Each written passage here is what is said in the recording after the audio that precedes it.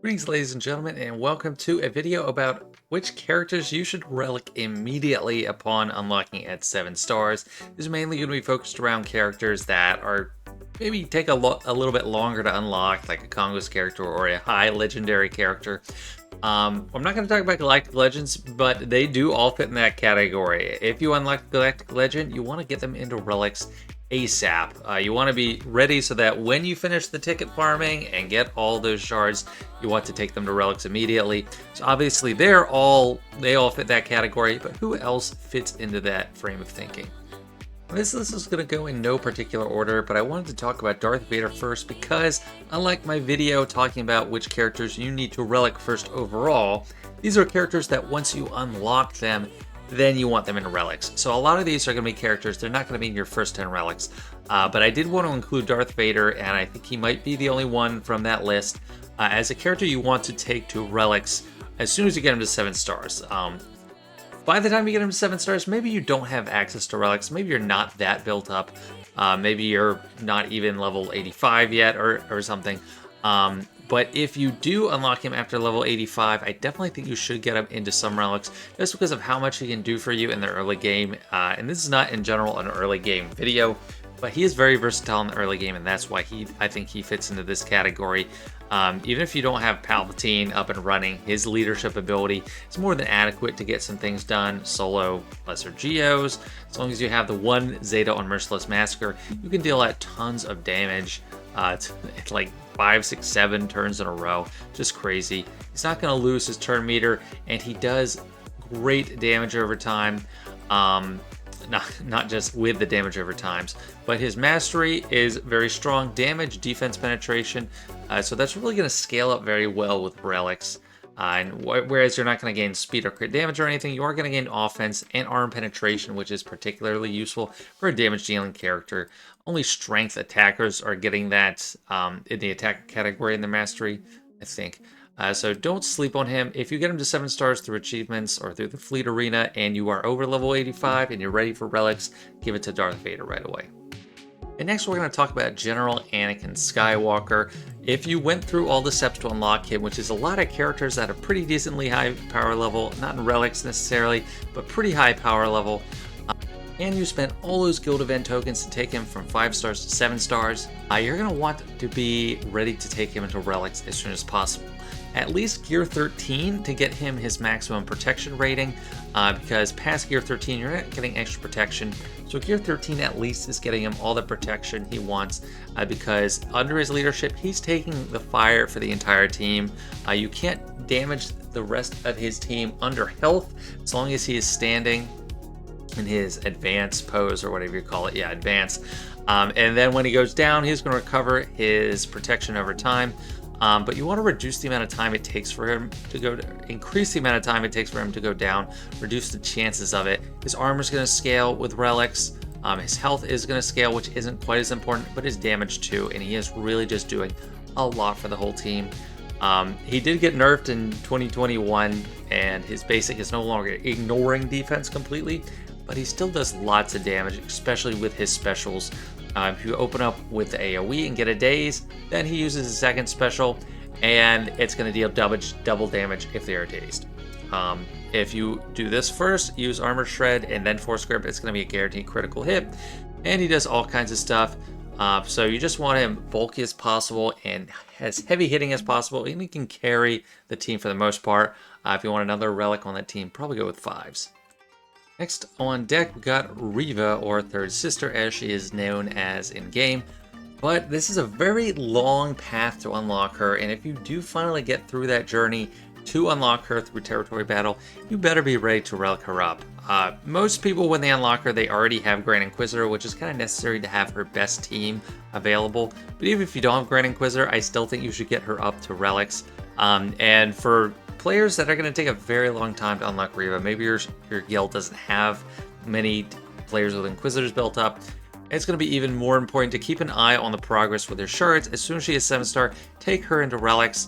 The higher the better. I mean, I think bare minimum for her is R5. I have her R8, but R9 is not out of the question.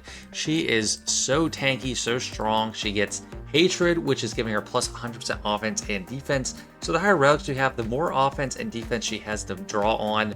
And then it's going to be almost impossible for a team to get through her unless they're an overpowered team like Galactic Legends or a specifically suited counter. And she does great damage too. I've seen this hit go for like 200k in the right circumstances, or almost. She has a great AoE. So she is not just a tank, she's a great damage dealer, and she has an amazing kit. It's pretty crazy, but it's not just the kit. She is just a boss as far as stats go.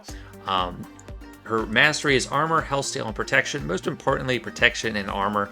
The bigger you have, the more you have her built up, the less you have to worry about the rest of the team, because it's going to be really hard to get her down.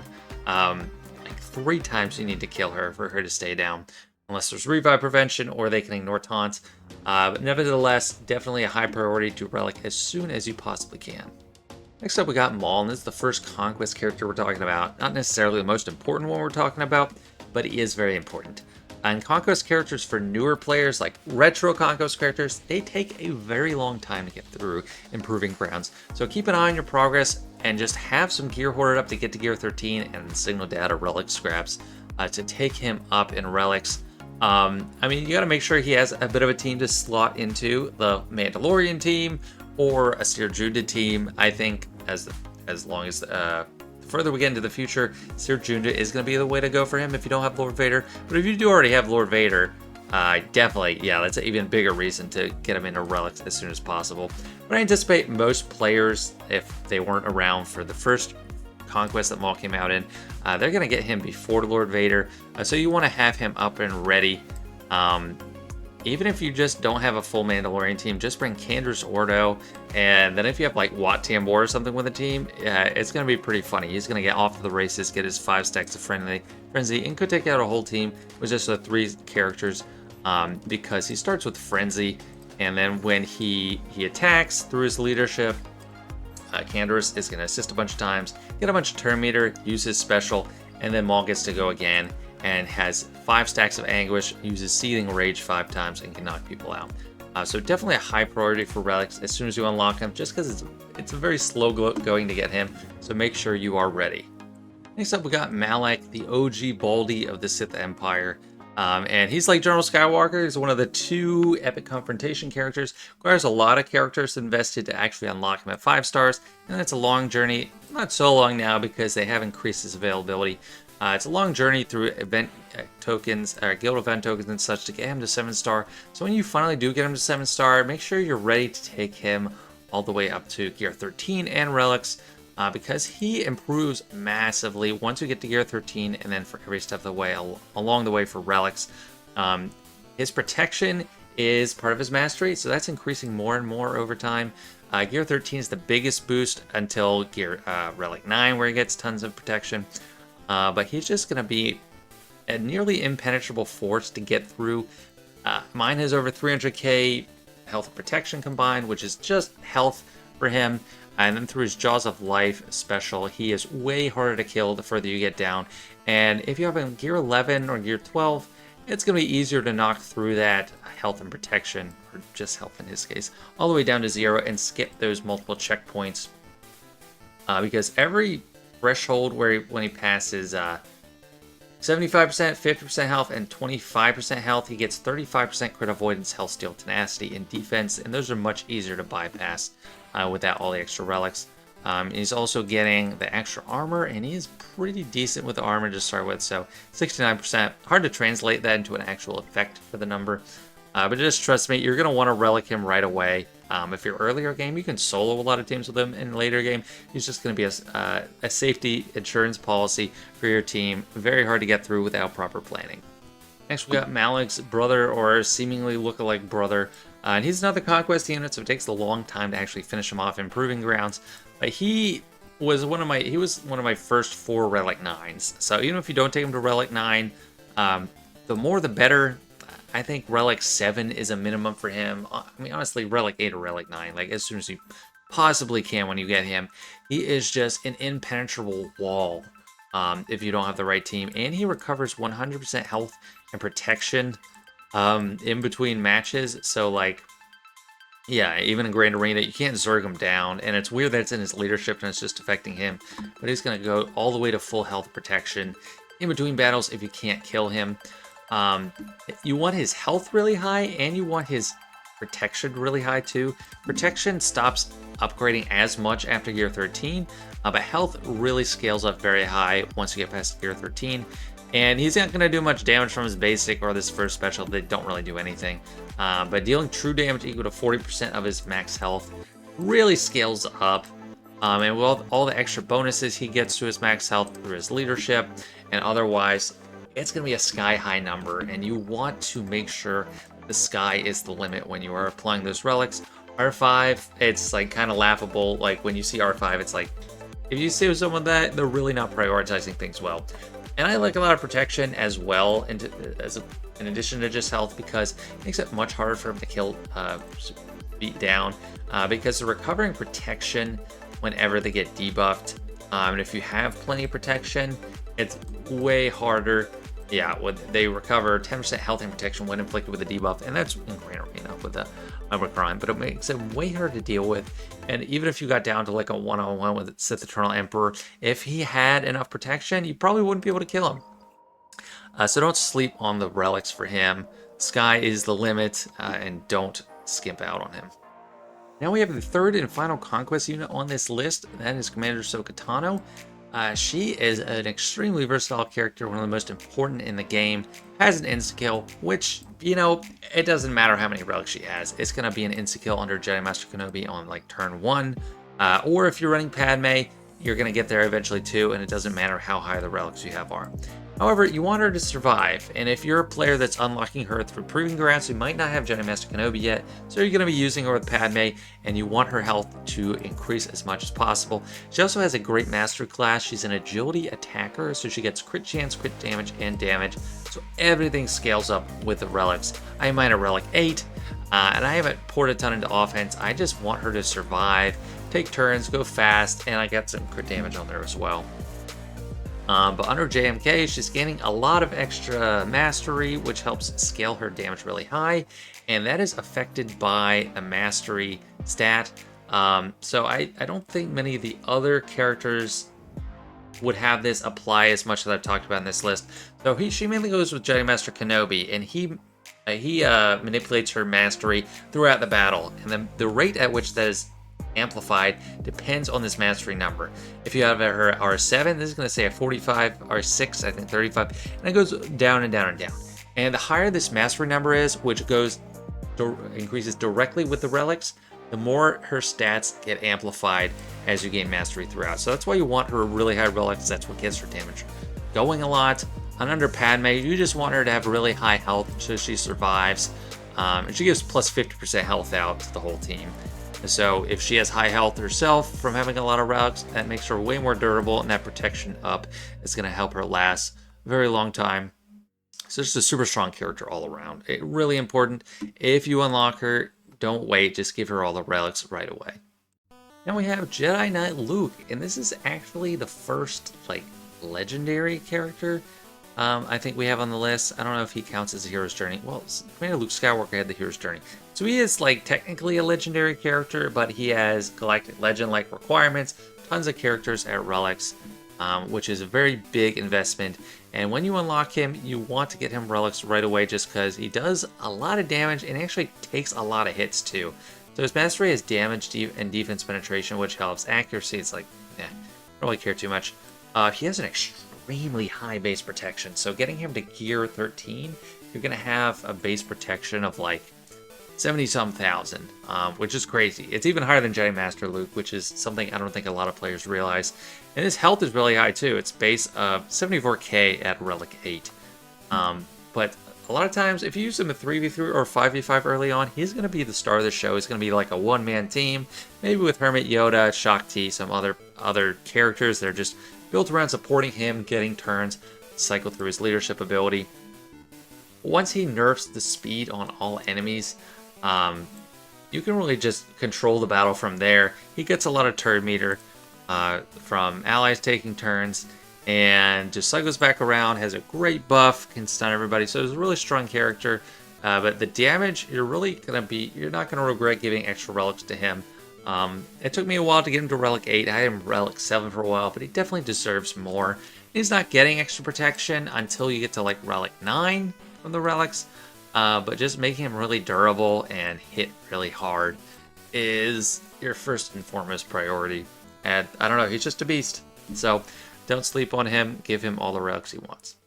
Second to last on the list, we have Star Killer. This guy is not only a Star Killer, he's a Galactic Legend Killer in Grand Arena. Rey is a common target of his. Can also be Jedi Master Luke if you play things right. Just really strong. He fits in super well with a variety of teams. Plenty of teams we probably haven't even discovered yet. But most of the time use him with Mara Jade and Emperor Palpatine in the lead.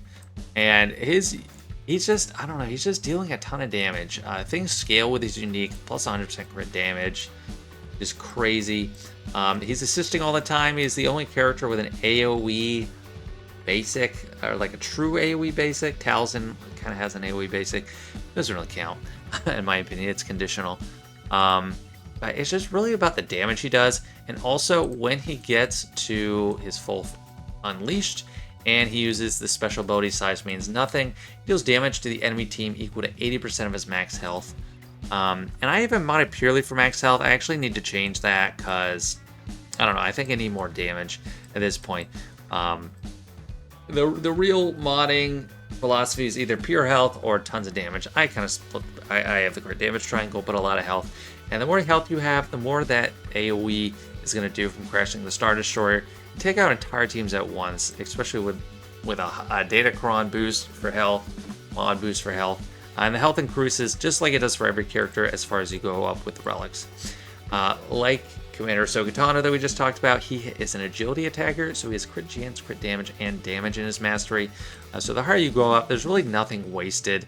He has so much crit chance that he's basically never going to crit unless they have crit avoidance, and his damage. You're not gonna regret giving him more damage. So I have him at R8. I don't know if we go R9. I mean, R9's more about survivability. But definitely, if you got those 5 characters to Relic 5 to unlock him, he's ready to go. High relics on that team. The team, he's the engine of the team, both in abilities and damage. You don't want him to die on that team, or the whole team goes to crap. And the biggest way you're going to get through enemies is from his damage, either from just basic hits or his specials, or also Size Means Nothing. So don't delay, give it to him as soon as you can. This is the last character on my list, and perhaps the least convincing, but I've included him just because I think it'll take a lot of players a long time to unlock him with Rise of the Empire TV. So if you're unlocking him in the age of past Lightside Geonosis territory battle, that's going to take a very long time. So by the time you get him, you're going to have a pretty developed roster, and you're going to want him to slide into that Qui-Gon Jinn team, or even a Padme team, or a Jedi Master Kenobi team. He just fits all around. He's best with Qui-Gon, like a full Galactic Republic Jedi team, because he gives lots of bonuses to them. Lots of speed, 40% max health, 20% offense. But he's just a damage-dealing machine, and you really need the relics to amplify that. His abilities have like really high damage multipliers. So the more offense you give him, the more it changes. If you just have a few thousand damage, you're not going to see the huge effects, but if you go from like 5,000 damage from like low, I don't know if he at one point he has that gear 13 or below, to 10,000 like this, you're going to go from like 100,000 damage in a single hit to 200,000 damage, which is an overwhelming difference. So don't sleep on him. His 2 specials deal tons of damage. Well, this one is the normal special, and then he has another one that comes from his form. And he inflicts, he has the granted ability, yeah, a Taru Lunge, where he inflicts Armor Shred. That is also a heavy hitter, too. So if you do unlock him at 7 stars, just give him the relics. It's about time by the time you unlock him. I want to give an honorable mention to Terran Malicos. I mean, he's the most recent Conquest character unlock. Maybe he is a priority to Relic right away. I did, just because I'm a late game player, and what else am I going to do? I mean, he fits well into a team I already have. But that's kind of a judgment call. I've yet to see how good he is in Grand Arena. His kit looks great, but it just depends on the damage he does. So I'm going to just throw him in as an honorable mention, even though I don't know too much about him already. Hopefully he doesn't disappoint. That's it for this list. I tried to include only characters that I think will take a long time because plenty of characters are great and they deserve relics, but they're not going to be your first because they're not accessible super early on. Plenty of characters, you can get them early on, but you're going to be using them at low gear for a while before you even are at the level to use relics. So let me know if you think this is a good list, if you think I left anyone out. Galactic Legends are a no-brainer for this type of category, so that's why I didn't talk about them specifically. But anyway, thanks for watching. Don't forget to like, and if you haven't subbed already, please consider. I appreciate the support. Thanks so much, guys, and later.